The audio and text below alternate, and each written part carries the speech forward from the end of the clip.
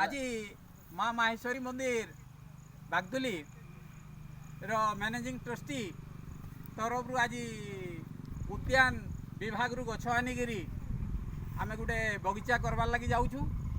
आज managing trustee एवं गाँ वाला समस्त उपस्थिति रे आज आमे आंब गछ नड़िया गछ आउ विभिन्न फल गछ जगैकरी माहेश्वरी उद्यान रो आज सृष्टि करागला।